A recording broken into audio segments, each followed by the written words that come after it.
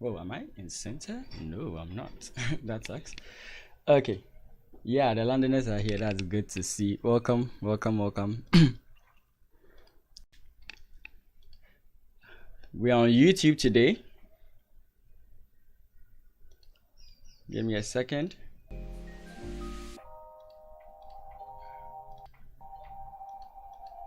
Okay, I think now I can hear the music.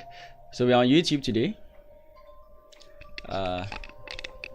I know most people are more comfortable with YouTube than they are with the Twitch, but since we are analyzing the nationals, we are going to do it on YouTube since majority of the audience is on YouTube.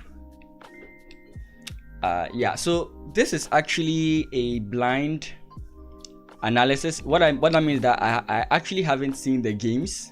I am literally now taking a look at the games, so we'll just have to see how it goes.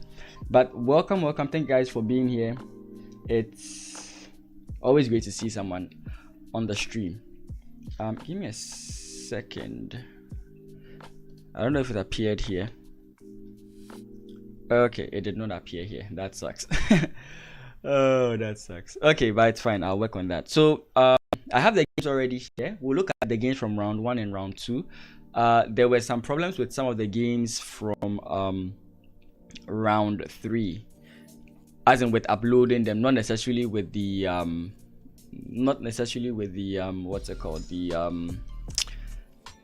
annotations. Of course, there was one game with very bad annotations, but we will work through it.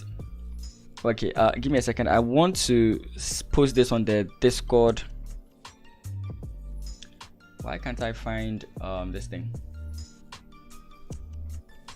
I'm pretty new to using the YouTube, so most of the resources I'm very conversant with are not available, but I'll figure it out.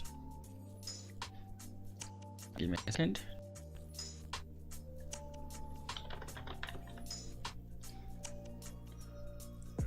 Give me a second. It will slow down the stream for a bit.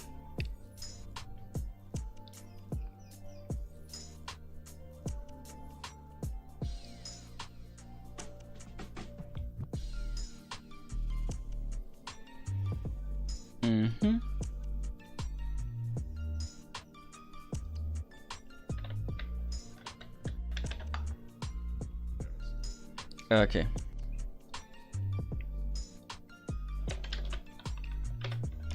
Oh boy.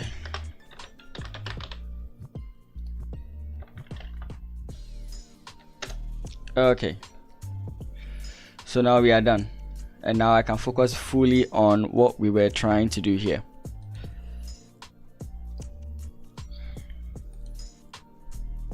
Great.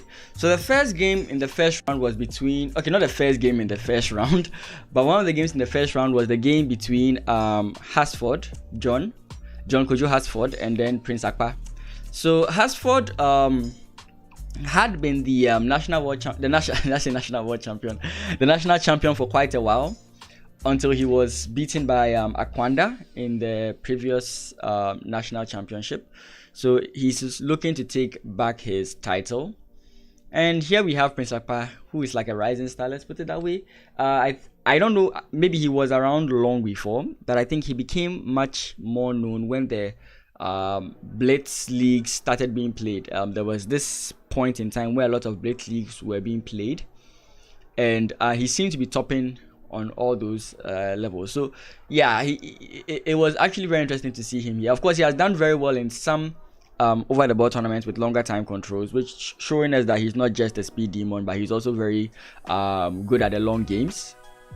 But yeah, and if you can't hear me, please let me know.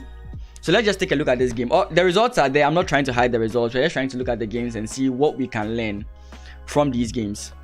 So Hasford as white, Akpa as black. We have d4, knight f6, knight f3. Of course, that's an ultimate fail. He should have gone bishop to f4, but hey, we'll take whatever we get. Knight to f3, g6, c4, d5. It says this in Grunfeld. Okay, that's fine. Knight to c3, g6. I usually like this idea of sacrificing this pawn, gambiting this pawn, and then getting a very strong center. So you realize that most people tend not to take that pawn, but it's, if your opponent takes, it's not really that bad, but it gives white very good central control or central compensation, let's put it that way. So bishop to f4 and then c5. Pawn tension, these types of pawn tensions, I really hate them, but what I try to do to understand what's going on is, what kind of position am I looking for? If I take and then let's say he takes, what kind of position am I looking for? And that's how I follow my decision. So here I would play, for example, e3. I don't think taking now makes any sense. Of course, the point is we want our opponent to take and come in here, so I wouldn't waste my time capturing. So good, he plays e3. King castles and then queen comes in. This is very natural. These are very natural developing moves. If you've never understood why these moves are played, it could be different for white or black, but sometimes to attack this pawn, but more importantly is to place pressure on the center. So there's more pressure on the center here, and it's very good for white or black, depending on the opening you are playing. So you have pawn takes and bishop takes. So like we said, this is the position we are looking for. And now knight comes in. This is not a problem. You can just castle and be safe, or you can play it risky by bringing your rook maybe here or here. Either way, it's your choice. He chooses to capture. That is interesting. He chooses to capture. So now white is a clear pawn up. So should black have taken? I don't know. But white is looking pretty good here. I'm not turning on the engine, but white is looking pretty good here. Of course, this pawn, it's not really something that can be held for very long.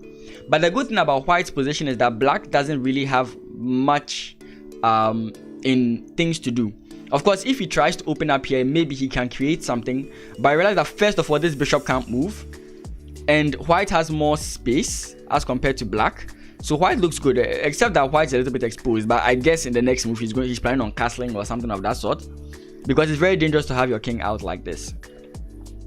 Oh, I actually missed that move. Yeah, that's a very classic move. Yeah, this move is very good for black. The game is now opened. So for those of you who don't understand positional idea, this is an example of a positional idea. The center is opened. It's an open game. So bishops are much more preferred than knights. So here he's going to force a trade of knight for bishop. And then he has what we call the bishop pair.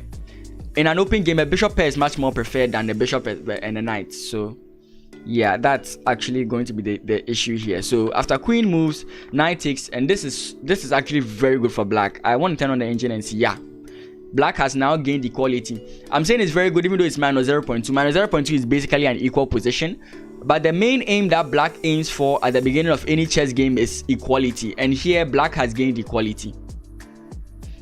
But he blunders here according to the engine. Okay, let's turn on the engine. It's not in the engine. We don't want to use the engine too much. So now, okay, so why is this move bad? Is it because it allows castles? Is it because it allows b4? Is it because maybe the knight can transpose here? I think b4 is the best option, because b4 just seems to create a position where you gain more space. So for example, b4, let's say the queen goes back. I don't know why the queen wants to go back, but let's say the queen goes back. You can in some position play something like this. It's a little bit tricky still, because now this knight has no defender. So it's a little bit tricky, but you can get this amount of space, and in the end game that's very problematic because this is 2 versus 3. So this pawn is really going to be a passer if nothing stops it, and you're just really going to create a pass pawn here. So this is very good for white, sorry. So that could be the reason he put himself into a tempo move. So what was his idea? Why did he actually play this move? What was he looking for? It's not really clear. I think he's looking for some kind of move with the knight and then winning the other knight and winning the rook. So let's create a bad move here. Let's make a move like this. Let's say here. Okay, maybe even here. No, here doesn't work. But let's say something like this. I'm trying to figure out moves. I'm just trying to create a bad move just so we can see the idea here. So the point is bishop takes, and if pawn takes, queen takes doesn't even work. So what was he looking for? It doesn't really work. So why would he play this move? It doesn't really work. Maybe there are other moves you could have thought about, like maybe this, something. Yeah, but it's actually very hard to find a move for black here. Though black is better. What would I play for black? It's actually very hard to find a move. Yeah, but this move is not. This move is not it.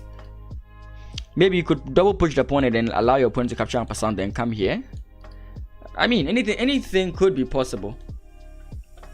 Okay, so we have this move, and then b4. Okay, so we are on the right track with the analysis, and the queen goes down. This I don't get. Now his queen is less active than it actually was, and white is just enjoying a very good and active position. Granted, he has some pressure here, but it's not that big. And kudos to white, he has not castled, and black is not taking advantage of it. I mean, how do you take advantage of it? Like, it's not so clear. Maybe what you could do is maybe play something like bishop here and threaten to take, and if takes, then he doesn't even castle anymore.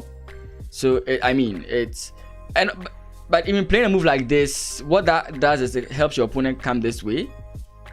Then maybe you would have to go this way again, but maybe this is even slightly better, because now if your opponent castles, you simply take, and then he has to take this way, and this is something you can deal with. So yeah, regardless, it looks fine. So b4, and the knight jumps in. Very nice, very nice. More forward movements. I like this. And he goes for that. Nice, but it doesn't really achieve much. Okay, it stops the checks. I mean, it doesn't really stop anything, but then yeah. Wait, isn't this good for white? If bishop takes, then no. Yeah, queen takes, then comes back attacking. Wait, then you lose your knight. Whoa, that's creepy. Then you are down. Aren't you down? 1, 2, 3, 4, 5. 1, 2, 3, 4, 5. Okay, it's 5, 5. Okay. Then queen comes back, and then you lose the pawn. I mean, what else could you do? But couldn't you have just played this move? Or this move was bad? I mean, couldn't you have just played this move? Because now if the knight moves, he's just being threatened on checkmate. So I don't understand why he played what he did. Oh. So now after takes, now castles, and now black is better. So exactly what I was saying. White should have tried to castle very early, because now he just lost the pawn, and black is now looking very good.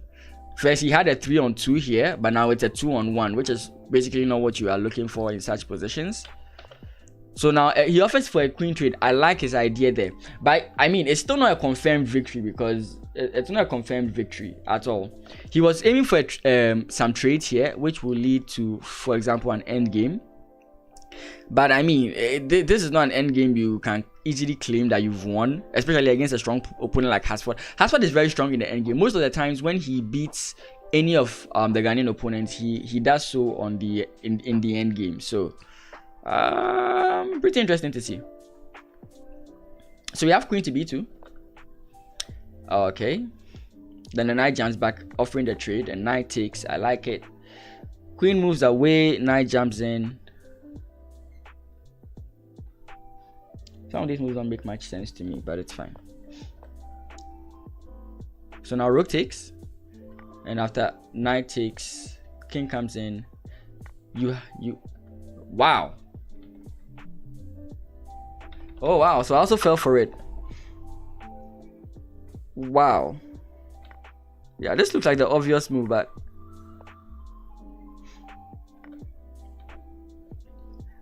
okay, so what if you go here? Like, are you dead? No, you're actually dead there.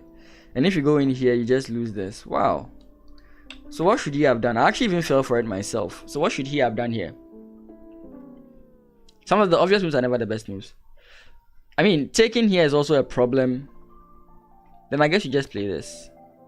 I mean, that's the best you can go for. I mean, it still falls into this. Like, wow. What do you do? So the problem is not in the knight move. It's in his rook move. So the best move here is to play something like this. That's because we have future side. Besides that, I don't see how we do this. Yeah, that's a crazy. Wow. This move is just that hard. Unless you turn on the engine and it's like, oh, this is not bad. This is not a difficult move to see. Okay, so it just says this. Yeah, so this is where his mistake was made. So black was, so I was right. Black was actually in a slightly better position, but he did not understand the idea of when the knight comes in here. If he did, he would have played it very differently. So here basically stops your opponent's plan of coming in here because you simply win the knight. So yeah, wow, that was a nice game by Hasford. So let's take a look at that again. We had a Grunfeld. I don't know what this variation is. This is a 3-9 variation. Okay, castles kingside here, and then we go for this very offensive idea. It's very positional. You put pressure on the center, and at the same time you make it difficult for this bishop to move. We have pawn takes, bishop takes, which basically is fine. Then after knight jumps in, pawn takes, and then we go for a trade of knight for bishop. And like we said, in the trade of knight for bishop in an open game, the black's position will be slightly better. But then one problem that white made consistently was that white did not castle early, which ended up being a problem for him at a point. Though, of course, black's response wasn't the best, he still managed to create a very creepy situation. And it was in this position that he started to go a little bit awry in his calculation. For example, this move makes perfect sense. Of course, he's preventing the queen from taking that pawn. After the rook comes in, he decides to go for a trade of queens, which is excellent.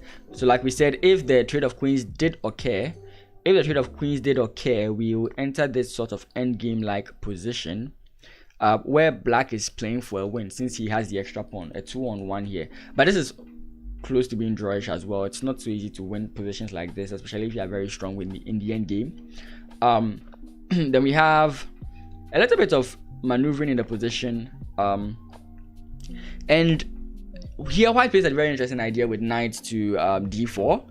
And if you aren't very tactically sound or positionally sound, or if you're not very observant in the position, you would assume that this is a very harmless move. But it's not until this move is made that you see the potential that this move had.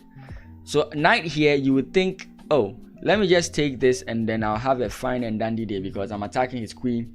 He has to deal with the pressure. But then this is brutal. It's really brutal. I mean, takes here, then you simply have rook takes here, check. The king moves wherever he wants to move to, and then you take here. And now it's a queen and rook versus a queen and a knight. And usually this is actually very good for white. Unless, of course, there's some other variation I'm not seeing, but this looks like the perfect variation at the moment. So yes, kudos to Akwanda for playing such a good game. And next we have Ankwanda versus Clinton from Evo. And Clinton is actually my mate from the university. He's actually been very, very passionate about chess. even more than me. I used to be the crazy one, but he seems to be doing very well. His rating has really shot up, 1800. Yeah, there was a point in time I think we were on equal footing, but right now he's far surpassed me.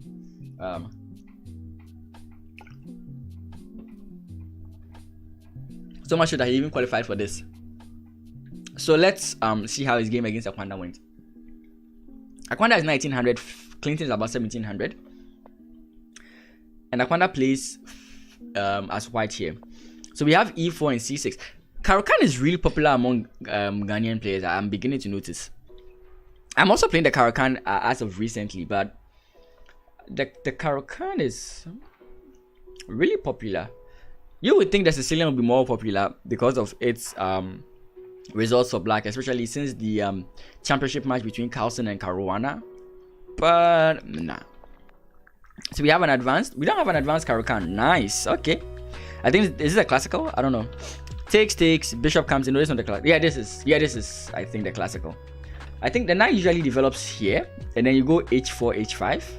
In the classical, I'm not so sure. I'm not so sure. Yeah, there's another reason why I like the Caro-Kann is because it resembles the Scandinavian. So yeah.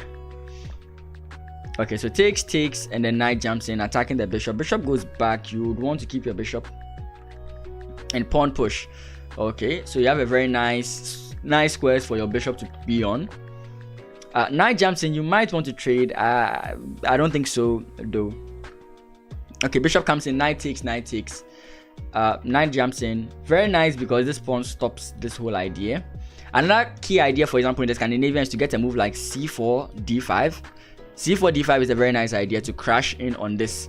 The purpose of the pawn structure, I'm saying this as a Scandinavian player, the purpose of this pawn structure is to play against this bishop. So by playing a move like c4 d5, what your aim is to break this solid structure. So now this bishop has ways and means of attacking the opponent. So yeah, that's what it does. And now bishop back, bishop comes in. Okay, and now castle's queenside. Interesting. I mean, castle's queenside makes sense. This kingside is very weak. Sacrifices are prone to happen, and you don't want that. You also castle's queenside. Now c4 is looking juicy, but it depends on how you play. Maybe you have to play king here before you can do this, but I mean, it's up to you. So he decides to solidify the pawn in the center. That's also interesting. Queen comes in. Maybe he's planning this. It doesn't really do much, but it is an idea. Okay, centralizing his rooks. It's pretty funny how they are fighting for this square because I don't see this move being played anytime soon. Okay, so now he a lot of maneuvering is going to happen here. Like, sincerely speaking, what do you do? This is a very solid structure. So how do you continue here? You could try maybe queen here to get yourself in the position, but of course you just enable your opponent to play this. So it's not really a move you want to consider. You could still consider c4 d5. It's a very slow move, but it opens up weaknesses around your opponent and around you as well. So it makes sense that you wouldn't want to play a move like that. I'm actually just trying to figure out a move here. This is basically some of the things I do, except I look through the game like 2 or 3 times and I use the engine. That's how I analyze the games. If of course there's already an analysis that has been done on the game, I will take a look at it as well. But there's nothing being done already. So I want to try and figure out this position because this is how you should analyze your games. You should really take a look at the position, try and figure out what would I do in this position. Hey, pseudo. Yes, this is the the chess noob that gives away free rating. Yeah.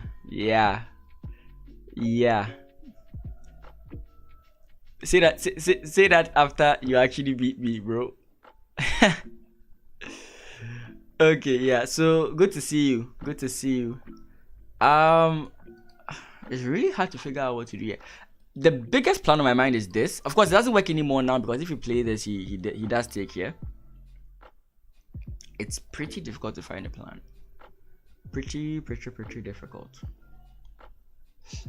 Yeah, like sincerely speaking, what do you do? Do you just trade? And then try to go for something on the queen side? It's possible. You could do that. Come let me see something. What's going on with this? Okay, the lighting is fine. I thought my lighting was quite bad.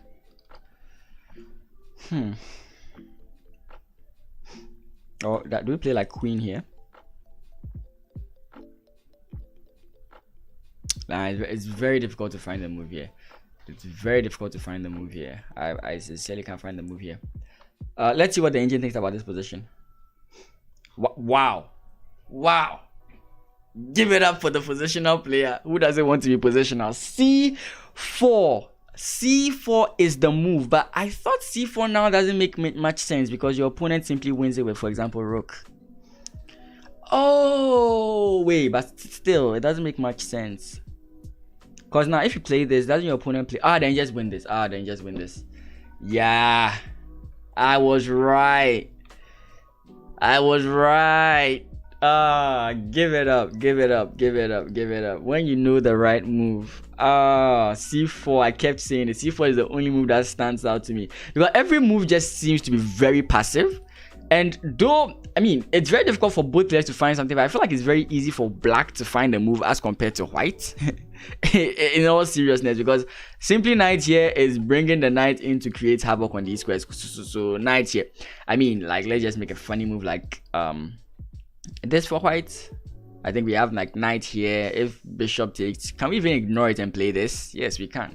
Like, that's literally, like, black has an idea, but it's very difficult for white to bring anything except c4. Nice. That's a part of my back.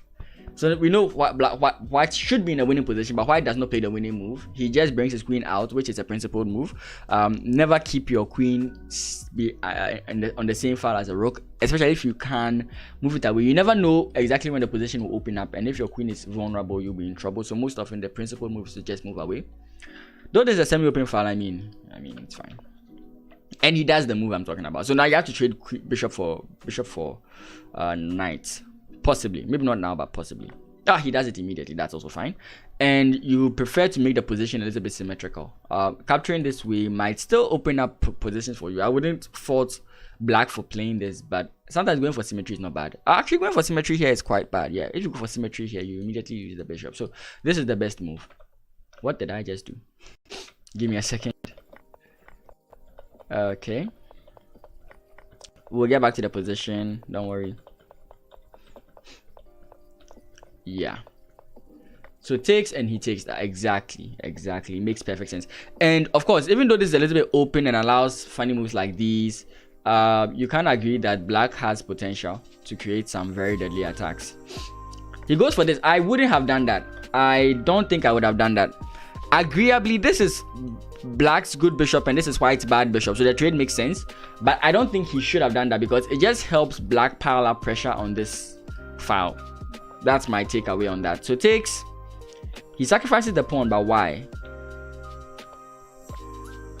Then the move should have been this.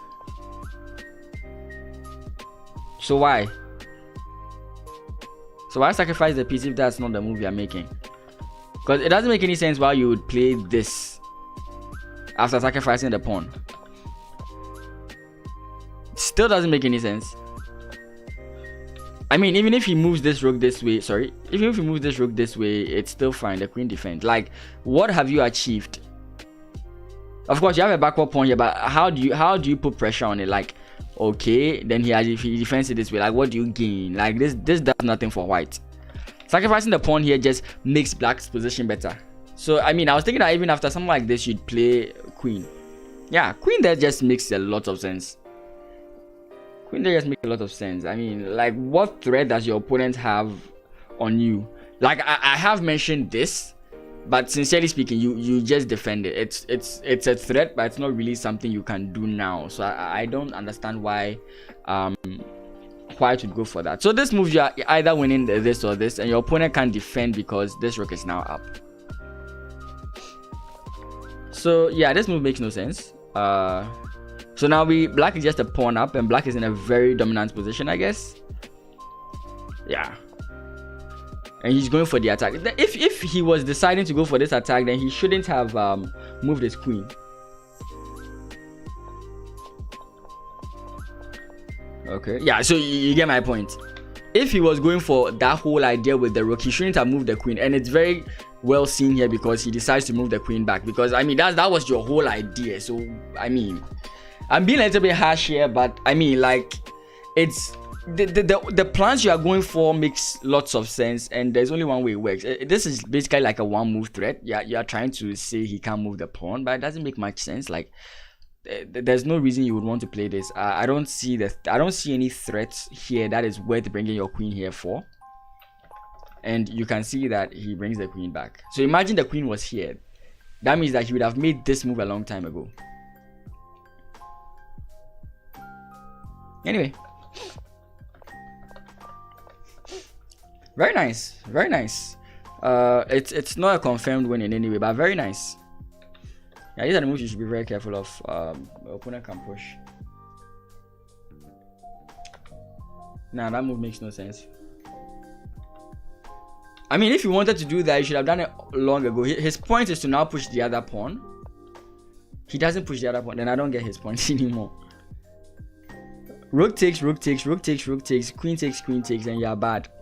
So I would have even just thought about playing this. Sincerely speaking, I'm offering crazy moves here, but how does your opponent retort? Like, how does he retort? I still think white might just be fine here, but I mean, like, how do you retort to a move like this? What's your counter? I mean, the pawn can move again. The legend doesn't suggest it, but I would play maybe the pawn moves again. And if he pushes, then the position is opening up one way or the other. So I really don't. Maybe, I mean, I'm not having any clock pressure or time pressure, so this is just very obvious to me. But on the board, it's not the same.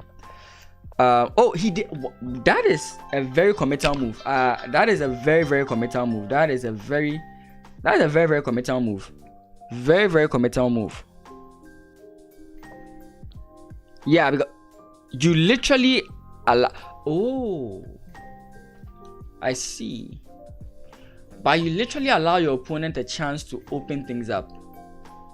Okay, so I think takes here. I mean, if everything trades off, it's an even position. There's not really much to go on, right? No, this is actually lost. Is it? Okay, king goes here, you take here. Yeah, threatening this.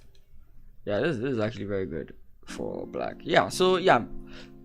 I mean, that's if he decides to trade everything off. Of course, he's a good chess player. He will not trade everything off. That will not make any sense. But the question is, what do you do after pawn takes? So what did he do here? After c4, we had queen. He's really playing this slow. Black is really playing this slow. I'm very shocked black is playing this quite slow. He's playing this very slow. Like, what's his point? If you guys have any idea what he was planning, I don't see it. I think his point is that if I take here, he can't take back with his pawn and then I can win this. But this is very slow. Because your opponent can just defend.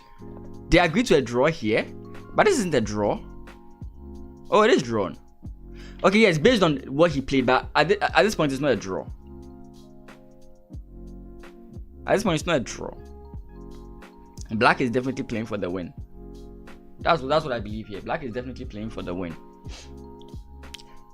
Of course, the only way to play for a win is to make your king very loose. And no one wants that.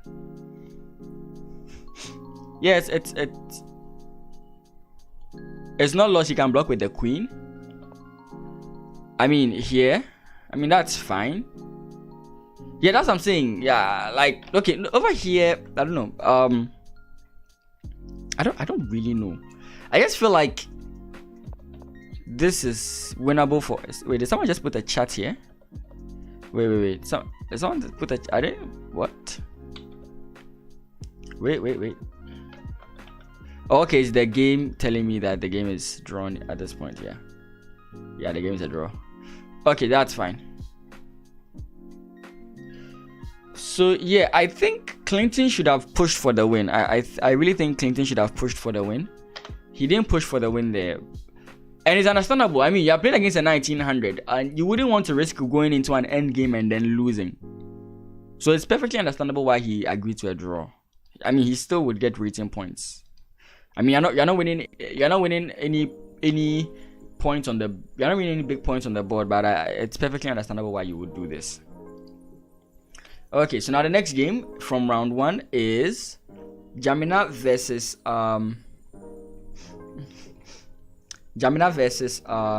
what's the name? David Adriama. No, in the rook trade line. Let me check that out. Okay, so you're saying what I was saying, for example, here. If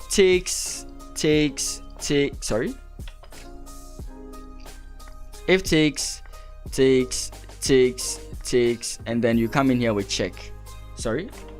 You come in here with check. The queen can block. Yeah. So black is going to focus here, and how will I put this? This is actually, so we have 3 versus this was 5 versus 6. Don't forget that black is a pawn up, and the pawn up. So you can see what the engine is suggesting. He's going to make the promotion here, and it's going to be very difficult for white to actually stop black's plan, because you have to waste time coming for this. So for example, let's play this. You play takes, I play takes. You take here. Let's say I play this. You take, I take. And how do you stop this? That's the main problem. The main problem is the passed pawn. So how do you stop it? Like, you do trade everything down, but you forget that the king is too far away from the defense of the pawn. So yes, I think you can do this if you want. I think no matter what black does, I think black is winning. The engine is saying just defend this way, but I mean, this is just completely fine. Okay, check first. I probably would have played this first.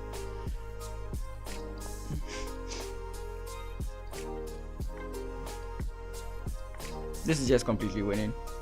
Yeah, so that's the reason why. So he should have pushed for something. He should have. But again, it's understandable.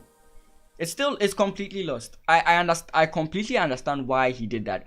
I probably would have done that because I've done that many times before, where I played against a strong opponent and in a very good position I offered a draw. I've done that many times before, but I think he should have pushed.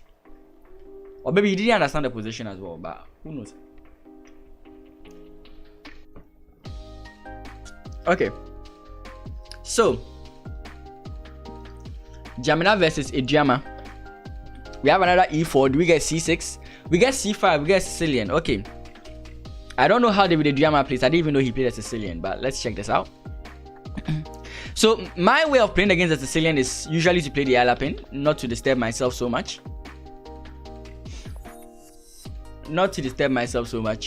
I just like this. And I mean, I can play this position and put it this way. So let's go. Sometimes making these YouTube videos and streaming makes people know your thought process about every single opening you play, but I think it's fine. You know, I don't get views on my YouTube channel, but the moment I'm going to play in a tournament, I'm pretty sure the views will shoot up. Just kidding. I've actually taken off all the YouTube videos where I played games. So yeah, I want this to be mainly analysis. So yeah, takes, and we have the Taimanov Sicilian, of which I know nothing about. Again, the reason I stopped playing e4 was Sicilian.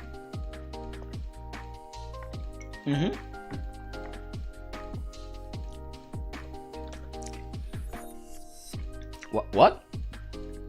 This is theory?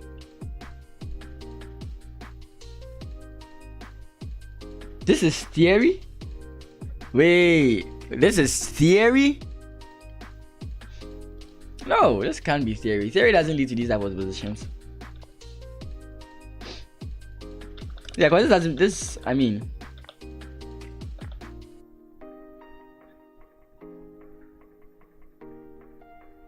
bishop takes, queen takes. Yeah, so the problem was, so I was actually thinking he would play something like that, but he can't actually do that. He has to play this, which is very sad. This doesn't work because he loses the bishop. That is very sad.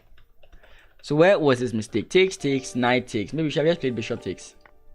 Then you just lose. Wow, this is actually quite difficult. So yeah, so where's the mistake? I mean, the mistake is knight takes. Maybe he should have played, for example, in this position. Sorry. Maybe he should have played in this position rather than knight takes, pawn takes. And then after knight takes or pawn takes or whatever takes, you just play your knight in. Maybe. I'm just speculating here. But whatever. Let's get back into the game. We're actually done with 2 games from round 1. We have 2 more games. Then after this game, we have 2 more games, and then we move on to round 2. I'm not so sure if we will do the female section. There are a lot of games we have to analyze, trust me. And I would have done the analysis videos for them, but I just said that, you know what, let's just do this so that I automatically post it on YouTube and you guys can watch it. So I'll do the demarcations so that you guys can just skip through any part of the video you want. You could say it's the lazy man's way of doing things, but I think it makes sense. And also because it's a blind analysis, you get to see me think through so many things. Of course, people prefer the analysis where everything has been done so they can just make quick corrections, but I think this is also good as well. So yeah. Okay, so now we know that this is bad. This is very ambitious. You know, these moves don't really do anything to threaten your opponent. Like, what is the queen doing here? There's absolutely no threat. So some moves like this, you should be careful about making them because they don't really scare your opponent in any way. So maybe a touch of this could make sense. The point is you are trying to win the rook.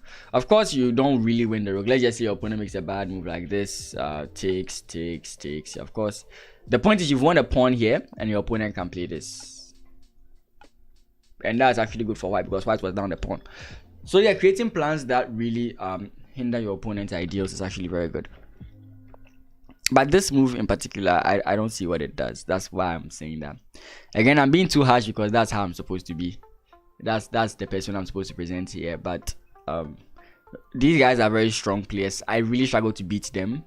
So it makes sense that sometimes you have to use the only chance you have to mock them. Unless of course maybe I was thinking something about knight here, and then if pawn takes, then this. But I mean, who falls for that?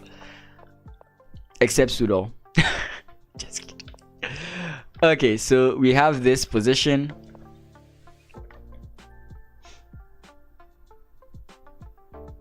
So you take the queen, he takes your queen. Okay, that's wrong. So okay, that's good. What? Oh, he's lost. He just lost. Like it's clear that he's lost. How did Jamina mess this up? This is serious. Like, this is basically messing up from the opening, and you begin to see why this move was very bad, because now he offers a trade of queens, and the best move here is to just trade off queens. But by now going back to the move that I was talking about in this specific position, you allow this. If the queen was here, this is not a problem. And the positioning of his pieces is where the main issue begins. The position of his pieces is where the problems begin. And this is just clearly low. There's no. But why does he do this? I mean, there's no point in trying to keep this position. He takes, you take, and I mean, there's a fork coming. What can you do about it? You can't really do much. You don't take slander from a landing player. Well, the only people who say that are weak players. So yeah, and I understand you. Only weak players don't take slander from a landing player. It's very difficult to figure out moves. I mean, like, what can you do is completely bad. You are threatening this, so you have an argument here because the knight can't move. If the knight were to move, then maybe you have this. I mean, it doesn't win you any trophies. Because should the king move, let's say here, and you come in this way, you don't gain anything because even this just stops you. So it doesn't make much sense why you would do this. Yeah, you should check out the game between I've forgotten the guy's name. It's between Magnus and someone else. It was a London game, and all Magnus's pieces were on the back rank. He did develop them, but they were all on the back rank, and he was completely winning. it was the funniest position I've ever seen. One of the funniest, let me put it that way. So this is a clear loss, and it's just clear. This is what happens when you don't understand the opening and you make moves that don't really address the situation. So yeah.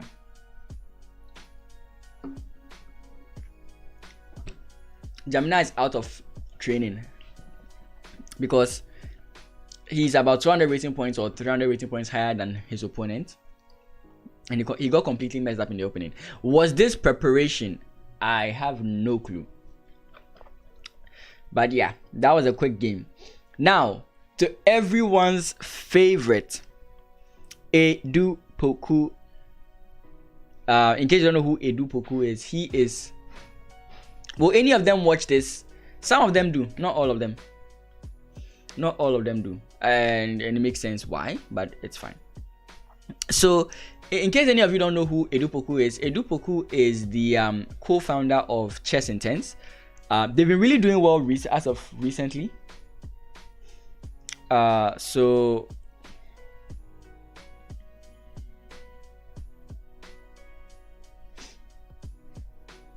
they've been doing very well as of recently. At a point in time, they were stuck in, I think, 124 subscribers. But as of recently, they have jumped up to 400 subscribers, and they are literally on their way to 500 subscribers, which is, I take a lot of inspiration from them. So I usually do, I don't know if they know this, but I usually do some research on their channels. I try and figure out what exactly made them shoot up. One of them is that they have a lot of content on their channel. And the second thing is that they got certain videos that gave them many views. How would I put it? For example, playing in the Olympiad and making a video about the Olympiad gets you a lot of views. So some of those videos really shot up for them. Also, his personal games got him better positions, and I think sometimes the thumbnail was very important as well. I'm surprised Lionel woke up to play this one. Do you know what's shocking?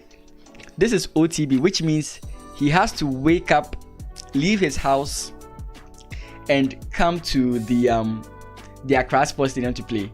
While the other one, he could just be at home and log on. Yet he was able to make it for this one. I'm glad. I'm kind of it's kind of funny how you guys remember that. It's very interesting. Anyways, yeah, viral. Yeah, it goes viral. So I realized that he started getting more subscribers the moment he made his video where women's, I think she's a grandmaster or international master of FIDE, I don't know, but she's a title player. What's her name again? Shahadi. Is it Jennifer Shahadi? When he made a video where she commented on his game in the Olympiad, I actually also was streaming that game. But when he made a video on that, he had lots of views and people started flocking to his channel, which is actually very good. So Edu Poku has really been doing well. He and Bernard Anhuere, as at round 5, I haven't checked the results yet, but as at round 5, Edu Poku is first and Bernard Anhuere is third. So it's basically a Chess Intense championship. So without further ado, let's get into this game. I just said that like I was recording a YouTube video. So we have D4. Oh my god, D4, D4, D5. Is he going to play it? Is he going to play it? I wish I could set a vote. Is he going to play the move? Oh, damn you. Damn you. There's only one winning move here. Like, this move wins 10,000% of the time. Ignore what these stats are saying. This wins 10,000% of the time. Play this move. Bro. C4. And he plays C6. What? This is a Slav, right? Which year was that landing game? Actually, let me look for it for you. I'll show you. It was a game reviewed by John Bartholomew. So it's very easy to find out. It was a course he was making on the landing system for Chessable, and I'll find the video and link it to you guys in the chat. Very, very interesting game. I've watched that video about 5 times. I really love that game. But if you ask me to remember the moves, I can't remember the moves. That is beyond me. I think it came out of that the landing position where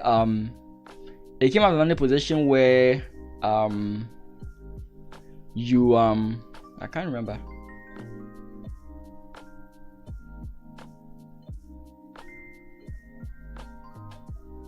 Doctor? You mean Dr. Edupoko? Okay, yes, he is doctor. Yeah, he is a doctor. What am I looking for?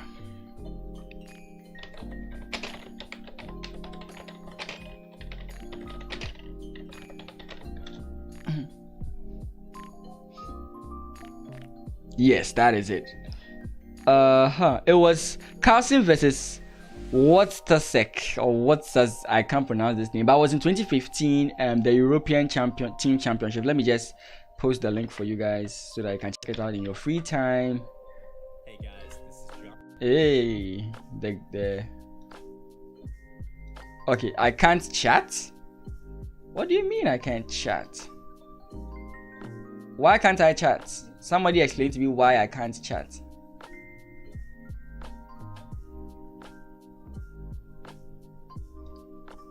What the hell? Okay, I can't seem to chat. Okay, I have to do it on my phone.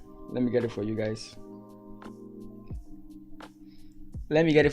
We'll continue with the game, don't worry. We had a Slav defense here. I was also considering playing the Slav, but I didn't. So, no, Slav for me.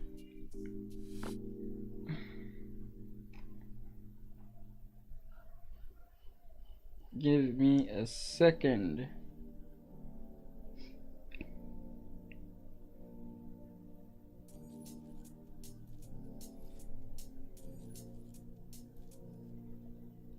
It was a very nice game. I really liked the game.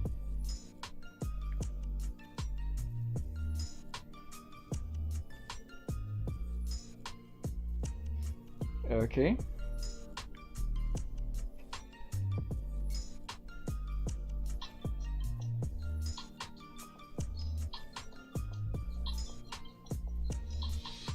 I hope that's the right one. Do you guys see it? Or you don't see it? Do you guys see it?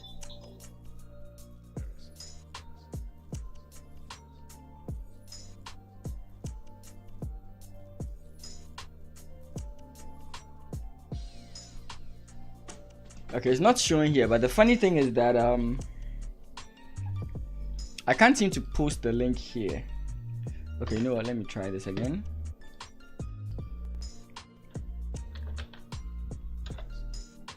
I've actually posted a link, but it's not showing, which is quite interesting.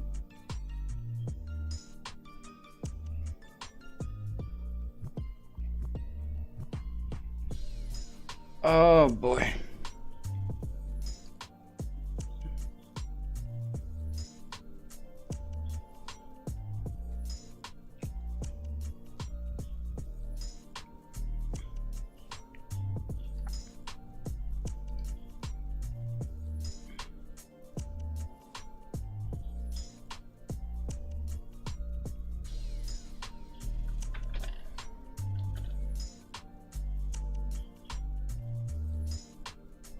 Still?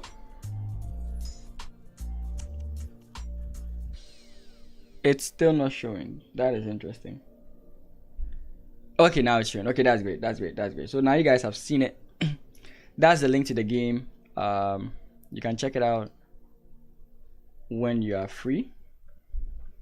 Okay, so we have C6. C6 is a Slav. This is the Queen's Gambit declined. So yeah, depending on your poison, you pick whichever one you want.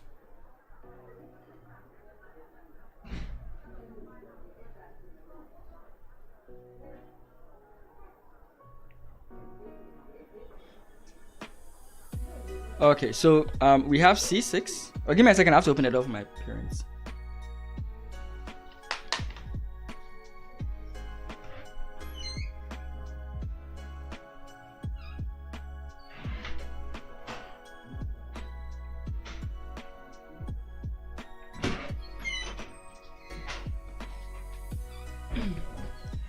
Okay.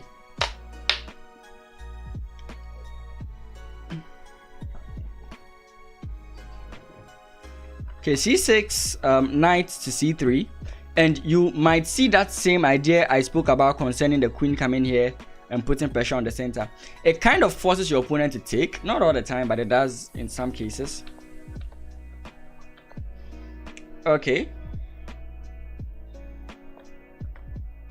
and now takes. I don't know about the theory for the Slav. I mean, I think it's fine. I think it's fine. Takes, and then queen comes in. Okay, whichever order is fine. Now he's actually threatening to win this pawn because one defender versus two attackers. So yeah, defense excellent.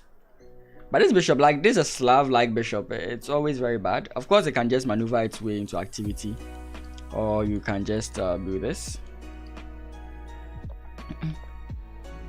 Queen comes in.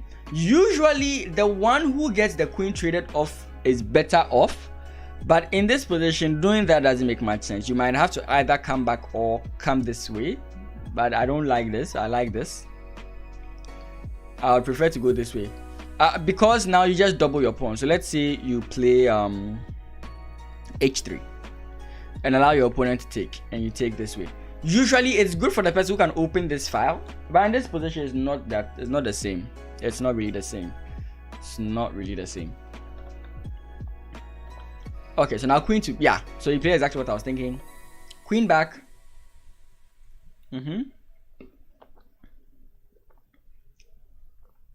Bishop up. Rook in. Now he offers a trade of queens. Very nice. Now he offers a trade of queens. And this is sort of to his advantage. He should watch out for something like this, but in these positions, e5 is very deadly. As of now, it's not so deadly, but yeah.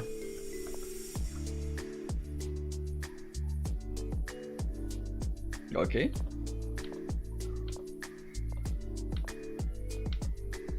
Here you just bring your knight in.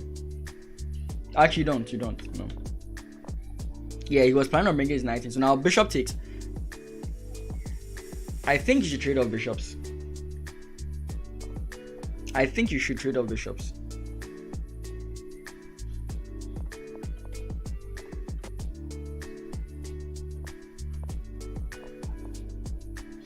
Okay, I like his knight's position now. Excellent. Rook takes, very good. So when you compare pieces, white is better than black. This bishop is not active as compared to this bishop. This knight is very bad as compared to this bishop. So if white decides to trade everything, it's not good for white. Excellent, I like that move. So now that makes no sense. That's a blunder, right?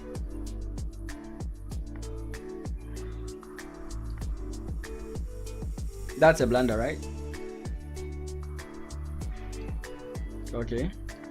Okay, it's not. I don't know about this. I don't know about putting yourself in this position.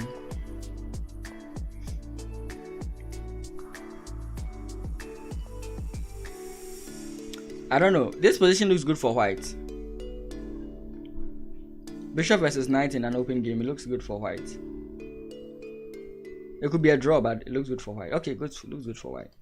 But that's if they decide to trade down. Of course, they won't trade down. But I mean, even from here, so it says this is actually very good for white. So white actually did a good move by playing this. Wow, that's interesting. I wasn't looking at the position well, but I ended up finding out that it was good for white. So I think that's also good. Okay.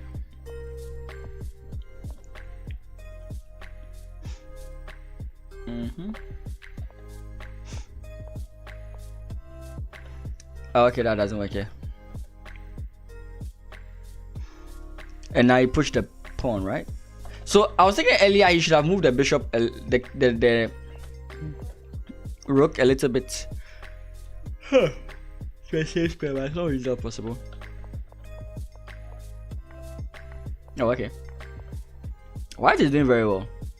Now, one of the reasons why white is better is because he has the bishop pair. That's basically it. And he has done the positional thing to isolate this bishop. Of course, it's just going to be easy to win it back, but you have to be careful.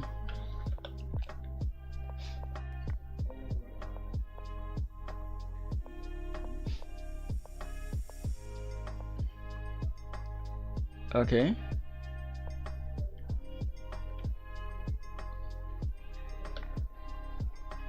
I was thinking he would play this.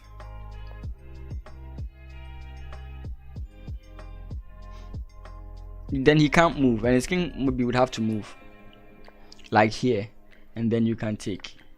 I was thinking this. But regardless, this is fine. And in this position, he resigns. White resigns? Why does White resign? Wait, no, White wins. Okay, very good. White wins. I thought White resigned.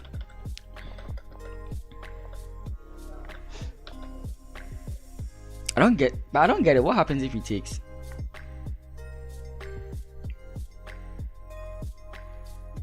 Yeah, Black is completely winning. Wait, so after Black moved here, White should have moved the bishop, but why did they move the bishop and then he took? Wow. Guys, in case you don't understand, okay, there are 49 moves, but this is a 90 plus 15, I think, tournament.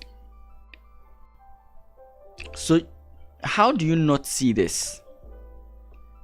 Sincerely speaking, how do you not see that the bishop is hanging? How do you not see that the bishop is hanging? Unless, of course, the annotation is wrong and he actually played this bishop to this square. Because how do you not see the bishop is hanging and then Black resigns? I'll have to go and see Edupuko about this, because I genuinely don't think this is what happened. I mean, I think he won, but I don't think this is the position that, because how would he forget to take the bishop? I don't see that happening for Lionel. I don't see Lionel forgetting this. Anyway, let's look at the last game from round 1. D4. Are we going to get it again this time? Knight f6. Okay, knight f6. I wouldn't really say he should play this thing, but he played the I think the Tori or the Trampowski. I actually don't remember which is which. Oh, he goes for the immediate trade. Okay, that's usually not considered good for White, but we'll see. Okay, what is going on? This I'm a Philip versus Bernard and Huere, and this is what Philip plays. I'm in awe. Why would Philip play this? Why am I using the engine? Why would Philip play this? Oh, actually, I'm not using my prettier lead chess. That sucks. Sorry about that. I meant to be using my prettier lead chess.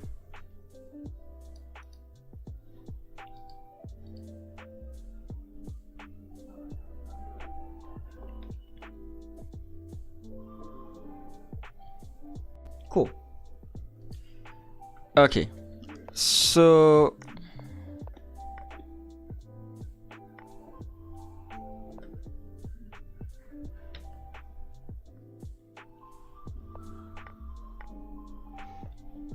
I mean, there's not much to say about these games, because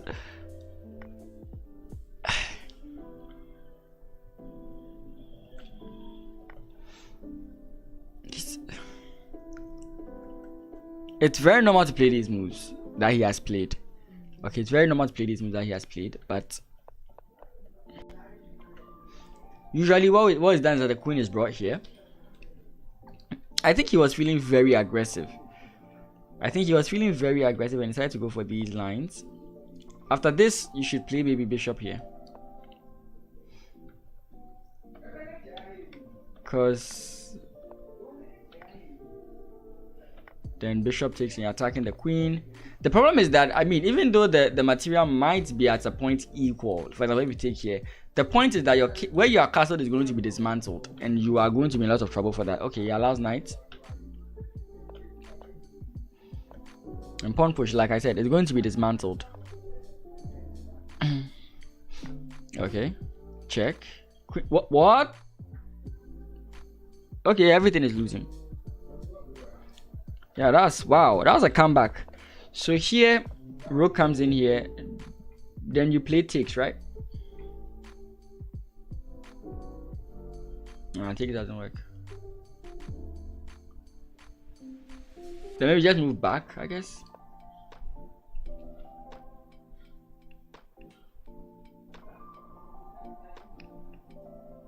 I'm trying to figure it out, that's why. And if knight here, you will have to take. Ah no, if knight there, you just win. Okay, if knight there, you just lose. Oh wow. Okay. So there are some things I'm not seeing here.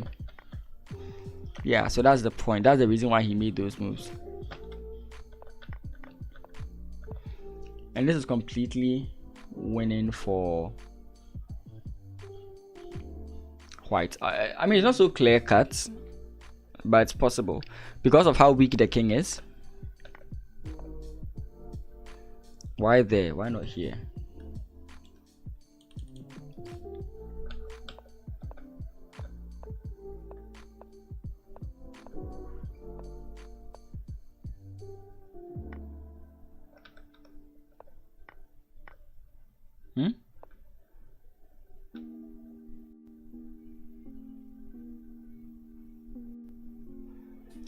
Taking the bishop is just checkmate.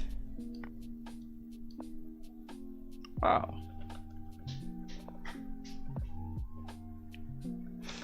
So why not take? If we've established that that's checkmate, then why not just take? Because now if the queen oh, okay. I'm not looking.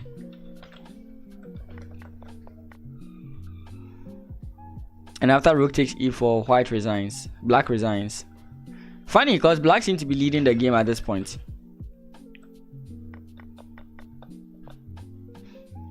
I think from here black was okay.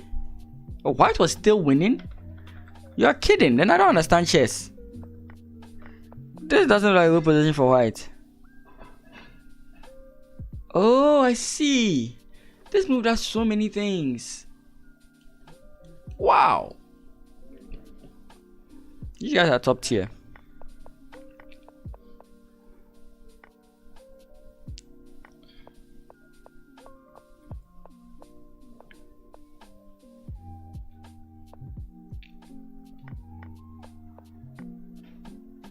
Okay, that's fine. Okay, so that's it for round 1. Let's see if we can check out round 2. I'm beginning to get a little bit sleepy. But let's see if we can check out some few games in round 2, and then we'll end up the stream. Okay, so now we have Prince Akpa versus Bernard Anwere.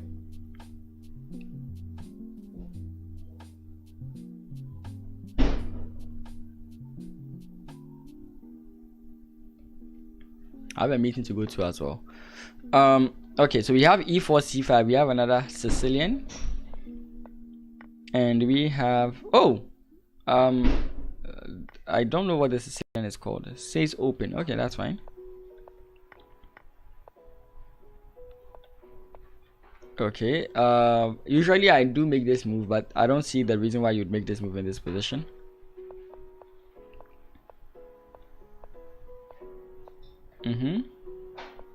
I'm speeding through the game, sorry about that. Okay, offers a queen trade. Maybe you shouldn't take.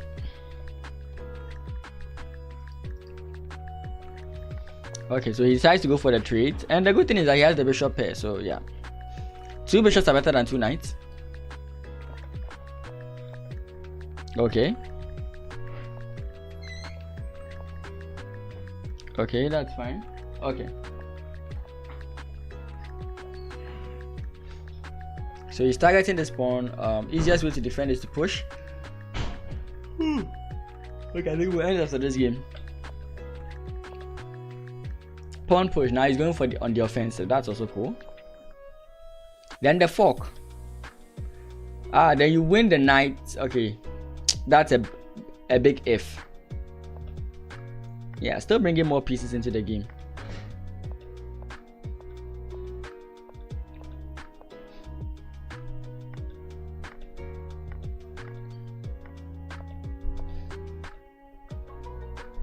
And here black resigns because white wins.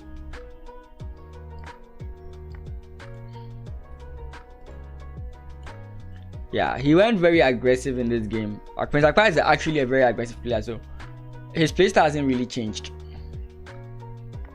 I kind of do wish I had the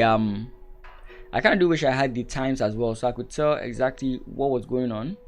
Then I'll be able to tell what the person was thinking at that point in time. Sorry. Okay, so I have some meetings to go for. Thank you guys so much for being around. Thank you guys for watching. I don't always stream on YouTube. I do stream on twitch.tv/pen_mason. You'll mostly find me there. I did this mainly because I wanted the Ghanaians in particular to be able to watch the analysis. But regardless, thank you guys so much for being around. I really appreciate your presence here. And I'll see you guys in the next stream. Peace. Bye, Sudo. Bye, Neodati.